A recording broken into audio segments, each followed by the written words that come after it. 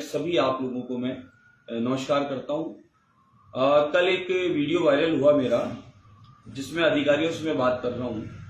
पिछले कई वर्षों से मैं बराबर अधिकारियों से मैं इस बारे में बात कर रहा हूं कि हमारे क्षेत्र में, संपूर्ण क्षेत्र में, परकोटे के सभी विधानसभाओं में खुलेआम रोड पर, मंदिरों के आसपास, गली मोहल्लों में, हर कोने पर बहुत सारे मांस की दुकानें खुली हुई है। और मांस की दुकानें खुली है। मांस की दुकान का नियम होता है कि आप कोई सा भी काम मांस का करते हैं, कच्चा पक्का जो भी काम करते हैं, उसमें आपको ढक्के रखना पड़ता है, लाइसेंस लेना पड़ता है, सब चीजों का आपको ध्यान रखना होता है। लेकिन मैंने ये अनुभव किया कि मैंने शिकायतें कई बार कई जगह की है और कई संस्थानों के, संगठनों के, माताओं बहनों के मेरे पास में शिकायतें लगातार आई है कि साहब हमारे क्षेत्र में खुलेआम हर कोने पर मांस की दुकान खुली हुई है। कोई बिरयानी के नाम से है, कोई चिकन सेंटर के नाम से, कोई किस नाम से है। सबका अपना काम आप करें, उसके नियम है, नियम के अनुरूप करें। आप लाइसेंस लेके करें, उसको ढक के काम करने का नियम है, आप ओपन में नहीं कर सकते। इसका कई बार निवेदन किया अधिकारियों को। कल मैंने अधिकारियों को सुबह से फोन करना चालू किया, बहुत सारे लोग आए हुए थे कि साहब इस क्षेत्र में ऐसे ऐसे हो रहा है, हमारे गोविंद जी के मार्ग में हो रहा है, हमारे ताड़केश्वर जी के मार्ग में हो रहा है, हमारे हनुमान जी के मंदिर के मार्ग में हो रहा है, हमारे गली के अंदर हो रहा है, गली के बाहर हो रहा है। हर जगह लगभग हजारों की संख्या में मांस की दुकानें खुली है। कोई दिक्कत नहीं, खुली है, खोले, जिसको खाना है वो खाएगा, जिसको बेचना बेचेगा।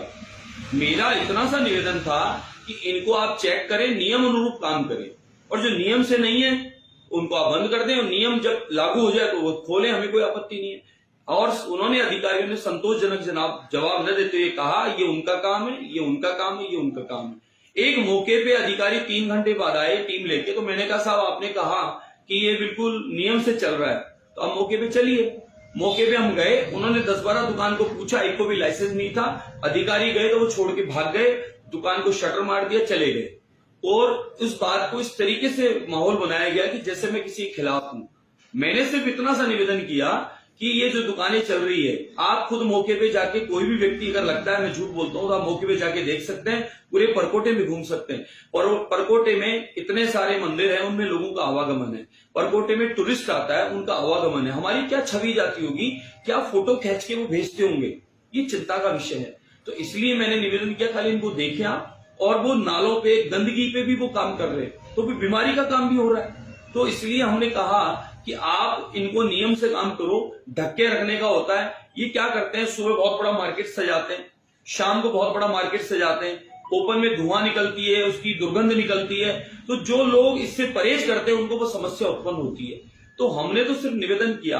अब बोले आप ऊंचा, अरे साहब मेरा गला बैठा हुआ है, मेरी आवाज अभी खराब है, चुनाव के बाद कुछ जुकाम का, ठंड का असर है, इसलिए मैंने ऐसा बोला। दूसरा, वो माताएं मैंने जो उपस्थित है, जो लोग शिकायत लाए, वो कहते हैं अधिकारी।